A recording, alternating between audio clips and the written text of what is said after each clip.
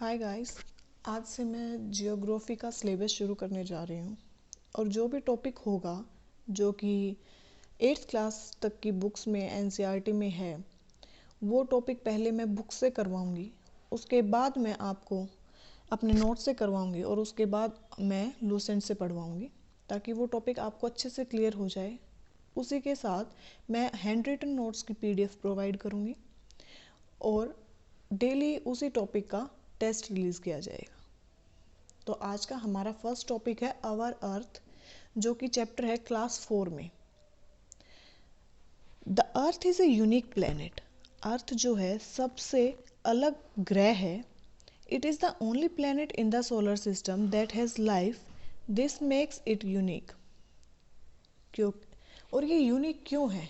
क्योंकि अर्थ पर life possible है। यही चीज़ इसको सबसे यूनिक बनाती है जो किसी और ग्रह पर पॉसिबल नहीं है। और अर्थ पर लाइफ पॉसिबल है क्यों? The existence of life on the earth is due to the presence of water, air having oxygen and temperature that is neither too hot nor too cold. Earth पर जीवन possible क्यों है?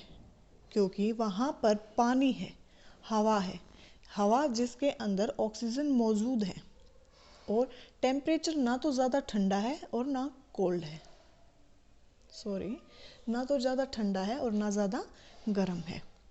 How the earth begin. Earth की शुरुआत कैसे हुई थी? जब हमारा यूनिवर्स एक बिंदु था, बिल्कुल बिंदु जितने था, और उसके अंदर हाइड्रोजन, हीलियम जैसी गैसेस थी। उनके ब्लास्ट होने के बाद, बिग बैंग थ्योरी होने के बाद अर्थ बनी है हमारी। जब अर्थ की स्टार्टिंग हुई बनने की, तब अर्थ जो है बिल्कुल गर्म गैसेस का एक गोला थी जिसके अंदर सिर्फ डस्ट पार्टिकल्स थे, हॉट गैसेस थी। धीरे धीरे लेकिन it was spinning very fast. वो बहुत ज़्यादा स्पीड से स्पिन कर रही थी। उसकी वजह से वो स्पिन करते करते करते करते जो गैसेस थी वो कूल डाउन हो गई, वो ठंडी होती चली गई, और जो सरफेस था अर्थ का वो कोल्ड हो गया, धीरे धीरे ठंडा होता चला गया, फिर हार्ड हो गया और फिर सॉलिड हो गया। इसी से हमारी अर्थ बनना शुरू हो गई थी।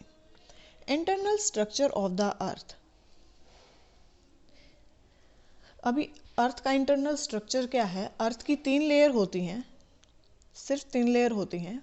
आउटर जो लेयर होती है वो क्रस्ट होती है। The outer most layer of the earth is called the crust. जिसके ऊपर हम रहते हैं वो है क्रस्ट। सबसे बाहरी जो लेयर होती है वो होती है क्रस्ट। उसके बाद आती है मेंटल। मेंटल क्या होती है? जो क्रस्ट के नीचे वाली लेयर होती है वो मेंटल होती है। उसके अंदर मोल्टन रॉक्स होती हैं जिसे हम मैग्मा कहते हैं। थर्ड लेयर जो होती है वो होती है कोर। कोर जो होती है वो मेंटल के भी नीचे होती है। तो सबसे अंदर जो लेयर है वो कौन सी है? कोर है।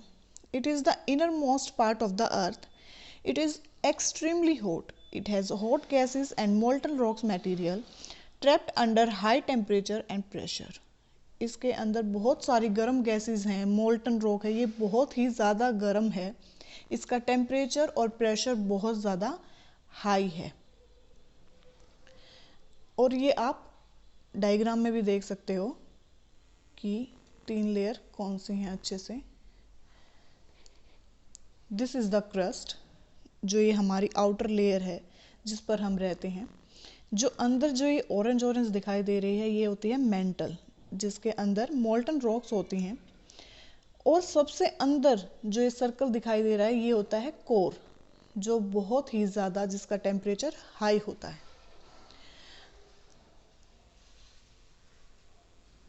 अब इसके बाद हम देख सकते हैं अर्थ जो है ना उसके ऊपर बहुत सारे इमेजिनरी लाइंस हैं।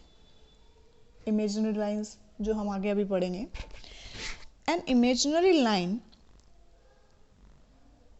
runs through the center of the earth from the north pole to the south pole। एक जो इमेजिनरी लाइन होती है जो अर्थ पर एक इमेजिनरी लाइन है जो कि नॉर्थ पोल से साउथ पोल तक जाती है, जिसे हम एक्सिस कहते हैं, अर्थ की एक्सिस कहते हैं। The earth is titled on its axis. Earth जो है उस एक्सिस के ऊपर ही बनी है और वो एक्सिस अपने एक्सिस पे झुकी हुई है थोड़ा सा, जो मैं आपको दिखा देती हूँ।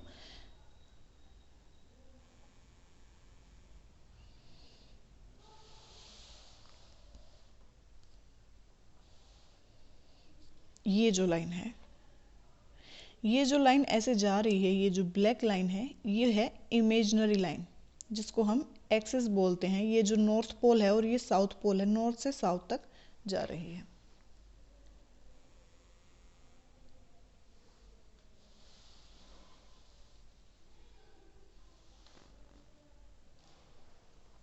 आगे देखते हैं। Another imaginary line runs halfway through the center of the earth. This line is called the equator. अब दूसरी इमेजिनरी लाइन जो है अर्थ पर, उसे हम कहते हैं इक्वेटर। इक्वेटर ये होती है, ये इक्वेटर वो होती है जो अर्थ को दो प्रॉपर हाफ पार्ट्स में डिवाइड करती है। एक होता है नॉर्दर्न हेमिस्फीयर और एक होता है साउदर्न हेमिस्फीयर। इक्वेटर क्या होती है? इक्वेटर वो होती है जो पृथ्वी को दो बराबर हिस्सों में बांटती है। जो ऊपर वाला हिस्सा होता है वो कहलाता है नॉर्थ हेमिस्फीयर और जो नीचे वाला हिस्सा होता है उसे हम कहते हैं साउदर्न हेमिस्फीयर। अब आगे चलते हैं। Movement of the earth, earth की मूवमेंट कैसे होती है? The earth has two type of movement, earth की दो तरह की मूवमेंट होती है, जो एक रोटेशन होती है और एक रिवॉल्यूशन होती है। रोटेशन क्या होता है? Have you observed a top spinning, क्या कभी आपने एक टॉप को घूमते हुए देखा है? It's spin around a line passing through its centre, उसके सेंटर में एक लाइन होती है, वो उसी के ऊपर घूमता रहता है। Similarly the earth spin around its own axis, ऐसे ही जो पृथ्वी है वो अपने एक्सिस पर घूमती रहती है। जब पृथ्वी अपने एक्सिस पर घूमती रहती है उसको हम रोटेशन कहते हैं। जब पृथ्वी एक जगह पर अपने एक्सिस पर घूमती रहती है उसको हम रोटेशन कहते हैं। The earth complete one rotation in 24 hours, जो पृथ्वी है वो अपने एक रोटेशन 24 घंटे में पूरी करती है। This time period is called a solar day, जिसको हम एक ऊर्जा दिन कहते हैं। The rotation of the earth causes day and night, अब 24 घंटे, उस 24 घंटे में दिन होता है और रात होती है, उसी को हम एक दिन कहते हैं। और रोटेशन की वजह से ही रात और दिन होते हैं। किसकी वजह से रात और दिन होते हैं? रोटेशन की वजह से। नेक्स्ट है revolution. While the earth rotates on its axis it also moves around the sun, अब वो जो अर्थ है वो रोटेट करती है अपनी एक्सिस पर, लेकिन जब वो रोटेट करते करते रिवॉल्व भी करती है, रोटेट करते करते रिवॉल्व करती है, वो घूमती है, सन के चारों ओर परिक्रमा करती है, उसे क्या कहते हैं? रिवॉल्यूशन कहते हैं। और it takes 365 and 1/4 days of the earth to complete one revolution. This time period is called a solar year.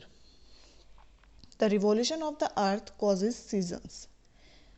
अब जो ये पृथ्वी है ये सन की परिक्रमा करने में 365 1/4 दिन लेती है अपना पूरा रिवॉल्यूशन करने में, सन के चारों ओर घूमने में।